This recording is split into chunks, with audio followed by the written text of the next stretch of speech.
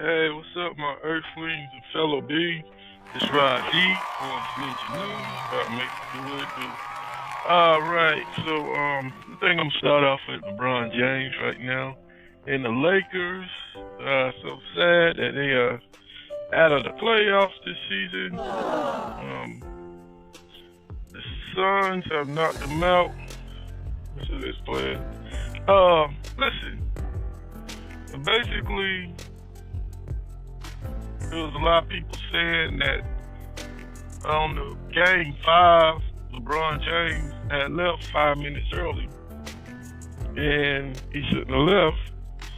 But at the same time, he already had an ankle injury that he's trying to be careful with, and he said he went to the back and got therapy. So the game was basically over because the other team's score was up so high, this team wasn't going to win anyway.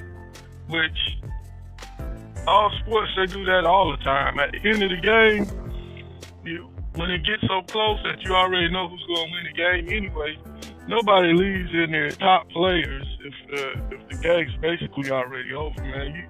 You send in the bench warmers and guys like that because why take the risk in your guy getting hurt and boom, you know what I'm saying?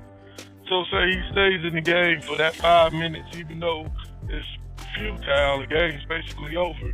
And then say he catches an injury on his arm or something, or his knee, or any of the other injuries they're usually getting, and then be out for the whole next season recouping. I mean, it doesn't make sense to risk all that. When the game's basically over, okay, that's it. We got to save our weapons, you know what I'm saying? We're gonna let the main guy go ahead and get rested up and chill somewhere, get ready for the next game, because if the game's already over, you just don't take that type of risk. That's really stupid.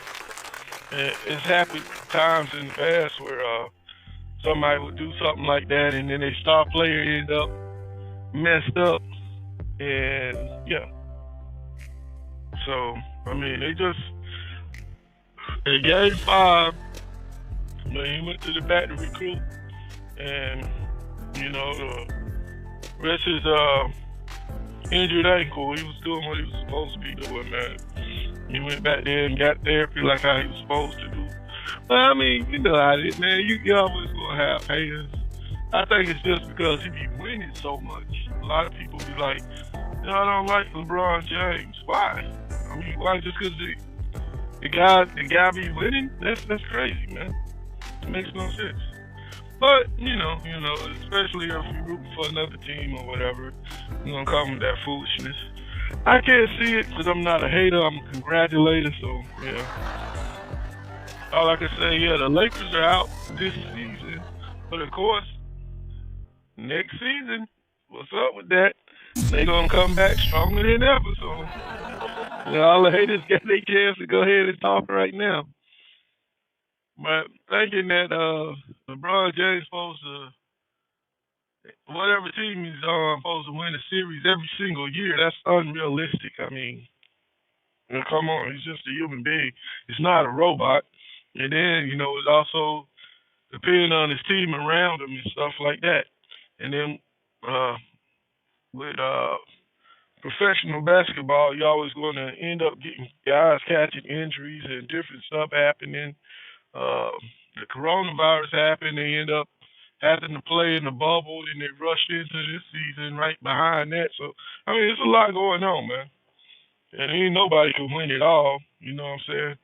Just a human being, he's not a robot. But I tell you what, how he usually do, he let the haters talk how they going to talk. They can talk as reckless as they want.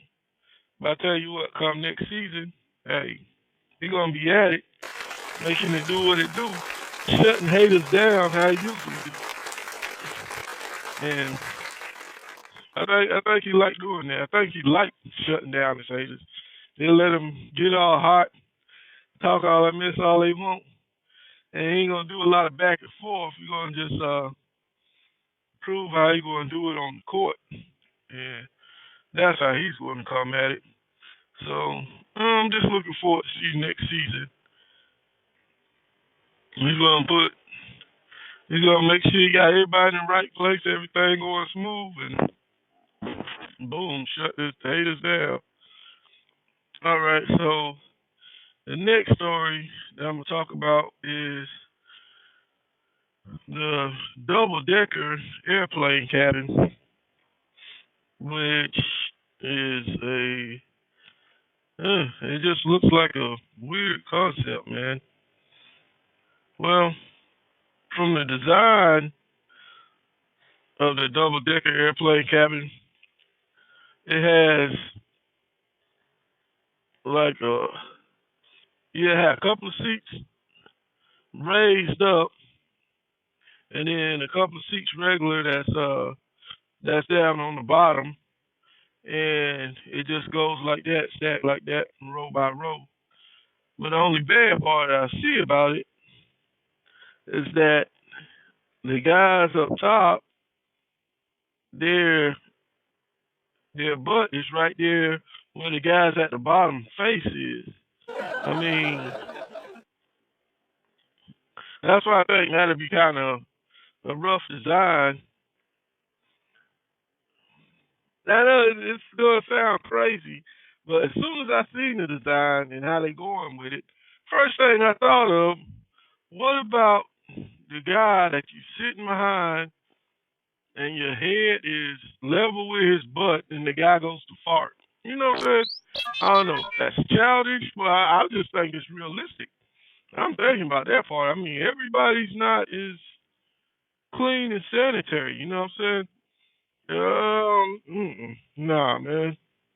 I wouldn't want my face being butt level for nothing. That's just, I think it's a poor design. I'm sorry. That's a big design flaw.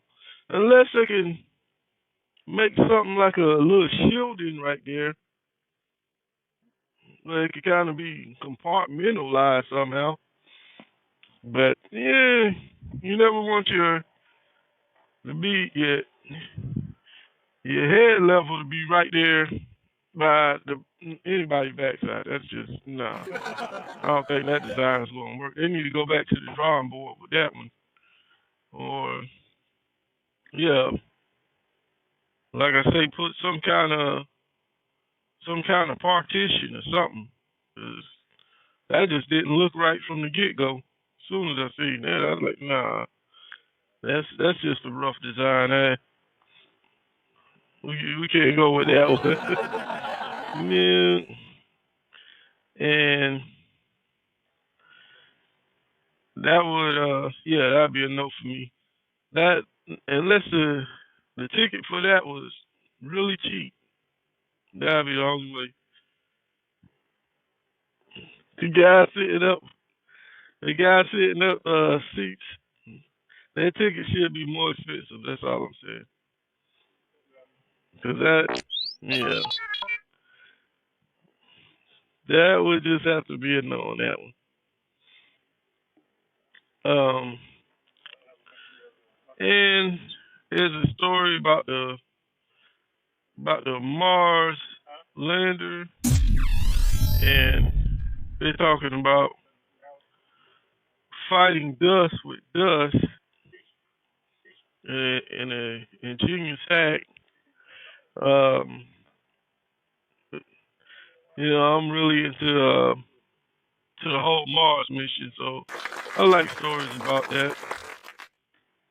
And it says the InSight, a Mars lander that recently received a mission extension, was brought back to life after engineers performed an ingenious hack to give it a power boost. The lander had been showing a decline in energy as dust particles had settled on the solar arrays that powers its equipment. Engineers managed to tickle sand using a robotic arm, letting Martian wind carry the remains from the panel. The little development gave the lander 30 watt hours of energy. Hmm. With Mars approaching a period when it is at the furthest point from the sun, the development is critical for the survival of the mission, as less sunlight would reach the spacecraft's dust covered solar panels, reducing its energy. And those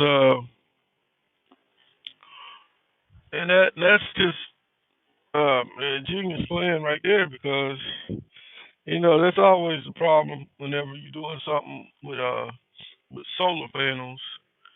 It's like the solar panels are necessary because you can't just carry a bunch of D batteries up there. It'd be too heavy, and then you have to think about recharging the batteries and all that good stuff, and or having a bunch of extra batteries. But you got the solar, you got the sun. You're gonna come with it with that, and that